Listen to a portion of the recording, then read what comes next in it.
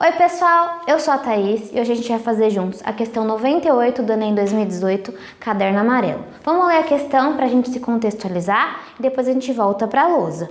Ela diz assim: um projetista deseja construir um brinquedo que lance um pequeno cubo ao longo de um trilho horizontal. E o dispositivo precisa oferecer a opção de mudar a velocidade de lançamento. Para isso, ele utiliza uma mola e um trilho, onde o atrito pode ser desprezado, conforme a figura.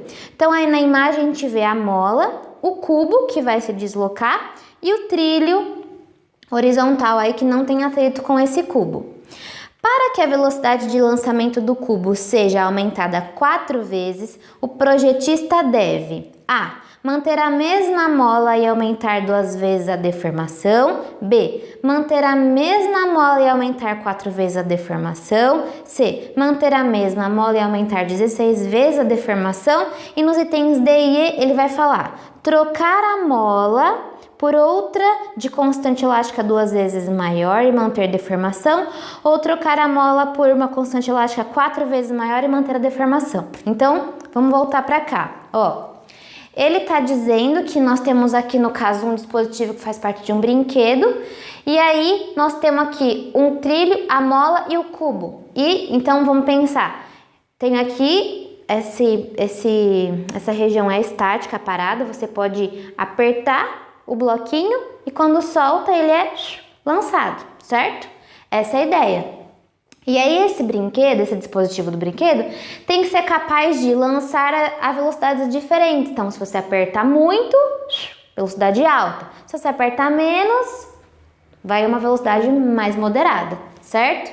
E como nós vamos ser capazes de alterar essa velocidade? Lá pelas alternativas, ele está nos sugerindo as opções de, primeiro, modificar a constante elástica da mola, né? Ou seja, modificar K e modificar X, que é a deformação da mola. Então vamos voltar aqui, só deixei aqui anotado para a gente não esquecer essas ideias.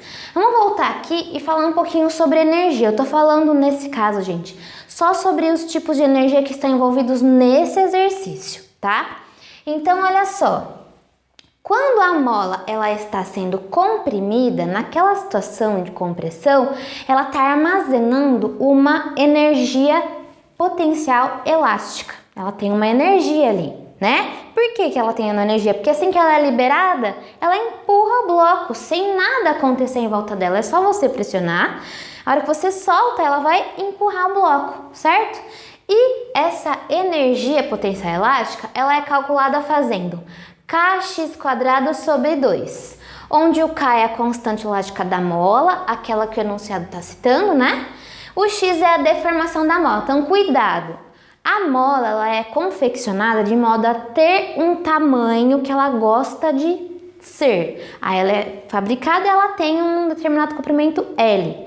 Quando você modifica esse comprimento, aí você sim armazena energia nessa mola, né? Então, no caso, a gente está comprimindo. Ela tinha um comprimento inicial e foi comprimida. Ela quer voltar ao comprimento inicial. Por isso que ela está ali armazenando essa energia, tá?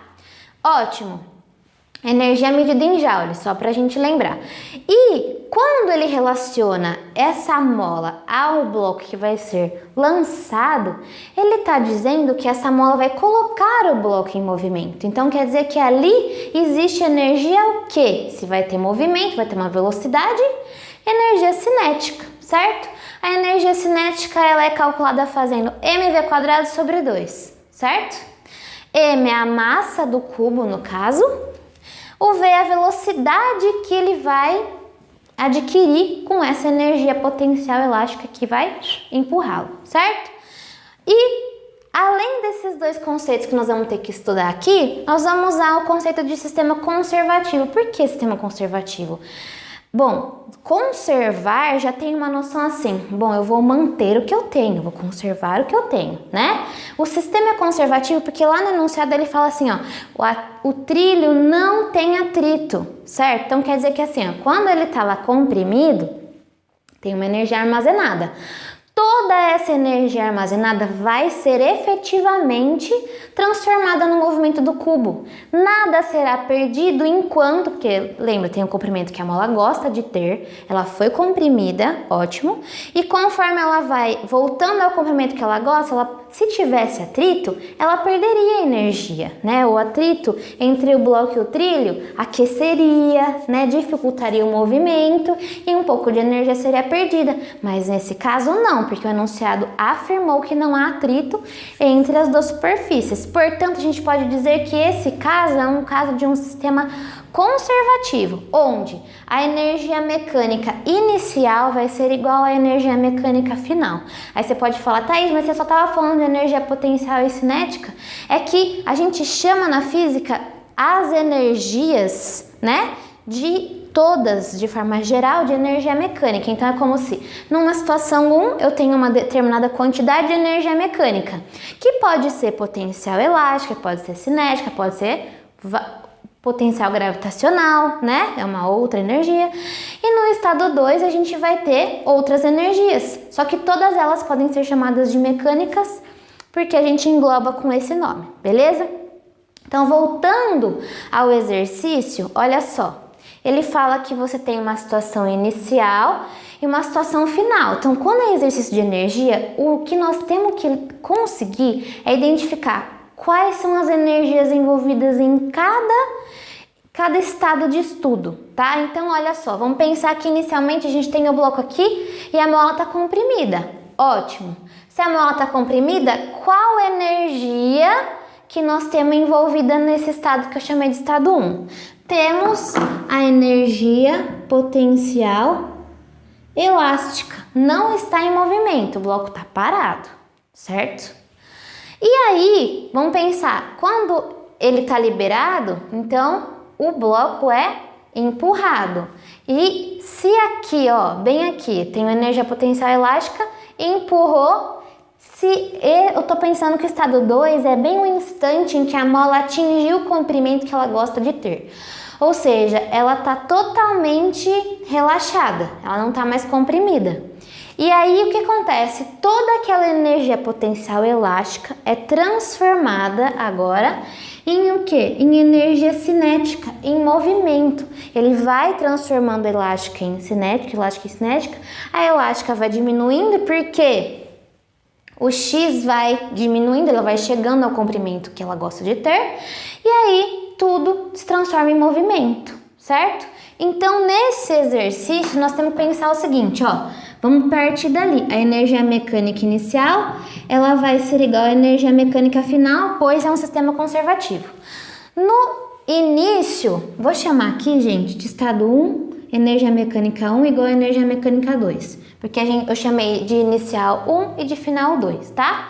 Então, no início nós temos energia potencial elástica e no final nós só temos energia cinética, certo? Lembra, a mecânica ela pode ser a elástica, cinética, potencial gravitacional e, né?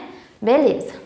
Então, vamos substituir essas expressões. Ó, nós temos aqui kx² sobre 2, certo? Vou colocar tudo 1, ó. K1 x1² sobre 2 vai ser igual a mv² sobre 2. O bloco não vai mudar, certo?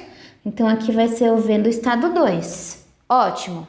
Temos essa relação entre eles, podemos cortar aqui, vai ficar K1 x1² vai ser igual a m vezes V2². Só que olha o que o nosso exercício pede. Ele fala assim, ó. Para que a velocidade de lançamento do cubo seja aumentada 4 vezes, o projetista deve. Então, olha, a velocidade do cubo V2, linha, que é uma nova velocidade, ela tem que ser 4 vezes o V2. Né? É isso que ele fala. Para que a velocidade de lançamento do cubo seja aumentada 4 vezes, o projetista deve. Aí ele vai falar sobre K e X. Vamos substituir aqui para ver o que aconteceria, certo? Ó, então aqui é uma nova situação. Para a gente chegar nesse 4 vezes V2. A gente teria, ó, K1' vezes... Opa, não é V, é X. K1'.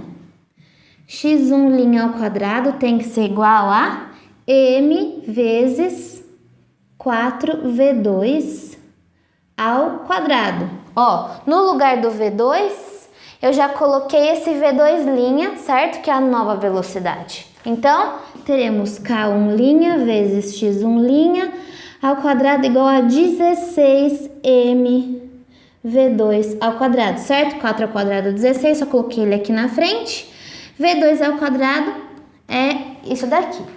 Então, vamos pensar aqui, ó. Nós vamos ter que mudar essas duas grandezas, K e X, de modo a obter esse 16 aqui, certo?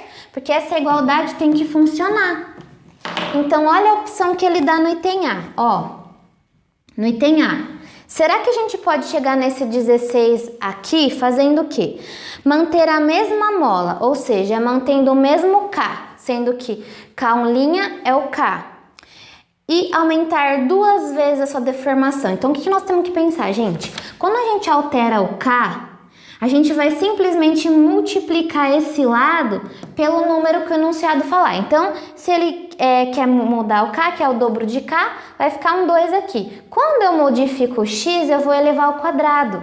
Então, quando ele fala no item A, ó, aumentar 2 vezes a sua deformação, a gente teria, ó, K1' vezes 2x1' ao quadrado, certo? Que vai dar 4K1' x1'. Não chegamos no 16, não funciona.